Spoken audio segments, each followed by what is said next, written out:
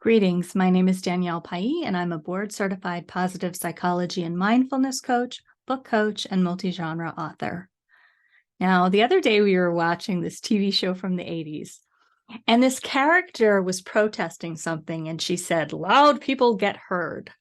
Now, maybe in the context of that fictional story, it's true, but in everyday relationships and in good communication, I'm not sure that louder is better. And it brought to mind a story from my past. Now, if you've tuned into some of my other videos, you know I've been very open about having grown up in a cult. And I'm going to share a story today, not to bash my parents. I'm sharing it because it relates to listening, being heard, being valued, and the idea that louder is not better. So in our environment, at least my experience growing up, there was a lot of yelling. And it would go something like this. My mom would have an issue. She would tell my dad would say no. And it was very like she would say, talking to a brick wall. So she'd get progressively angrier and angrier and angrier until she lost her temper and he lost his temper. Not a great situation. So they ended up going to speak to a minister because you didn't go to therapists, right? You went to the church. And unfortunately, the minister that they went to told my dad, he's the man, he's in charge, and basically told my mother, stay in your lane, listen to him. So how do you think my mom felt in that situation, right? She's already in the situation where she's talking and she's not feeling heard. So she's getting louder and she's getting angrier.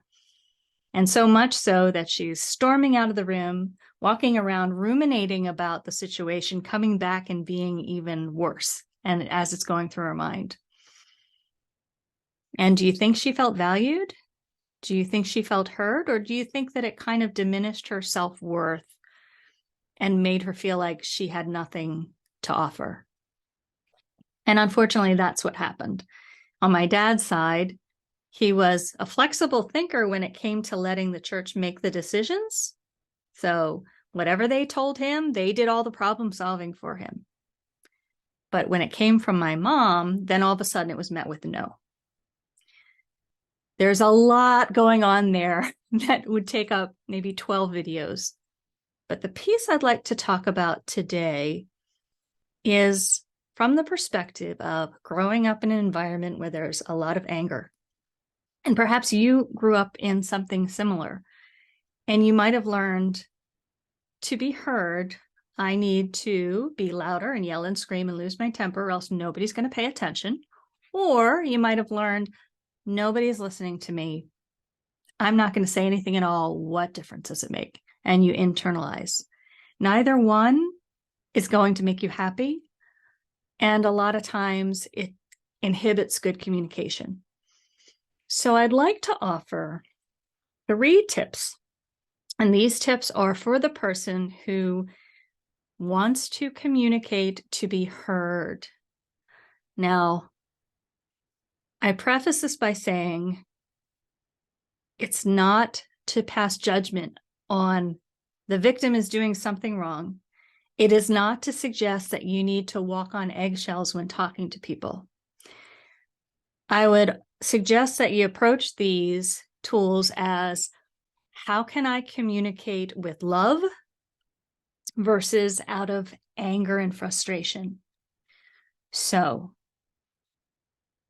tip number 1, if you find yourself in a situation where you're talking and it's starting to escalate into an argument because you're not feeling heard, rather than getting louder, getting angrier, which just sets off that fear response. So now you're acting emotionally, both of you are, and you're not thinking. Take a pause. You know, for some people, it's actually, I don't want to discuss this while I'm in this state.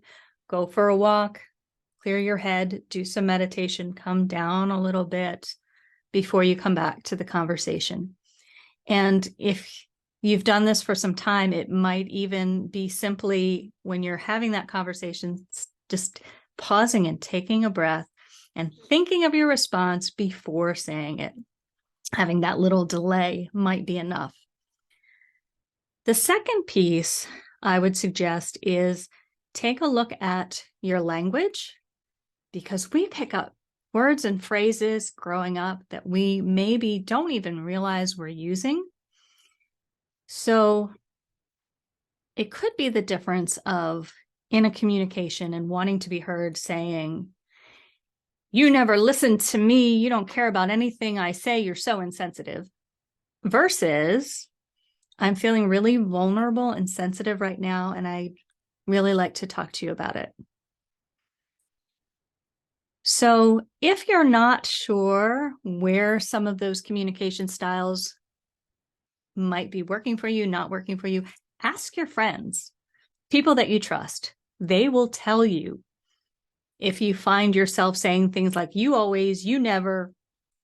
They might call you on it and might make a suggestion such as, "I really feel this way when I hear you say that." Just changing it so that you're not on the attack, you're stating what you're thinking, and you're stating it with love. So you're not looking at the other person like they're the enemy. You're looking at them as somebody that you just want to understand and be understood. So that leads to point number 3, which seems a little counterintuitive. So to be heard, become an active listener. So when you're in that dialogue, really listen to what the other person's saying. You don't have to agree with them. And you're listening to understand, not listening to form your defense or to respond. And that will involve asking some clarifying questions, making sure you heard and understood them correctly.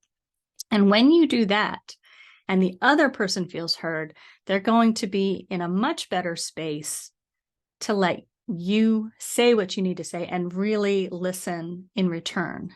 So those are just some tools to give a try. If you find that you're dealing with a perpetual problem of not feeling heard, not feeling valued, acting out of anger, or not speaking up at all, and you'd like to talk about it, my information is below.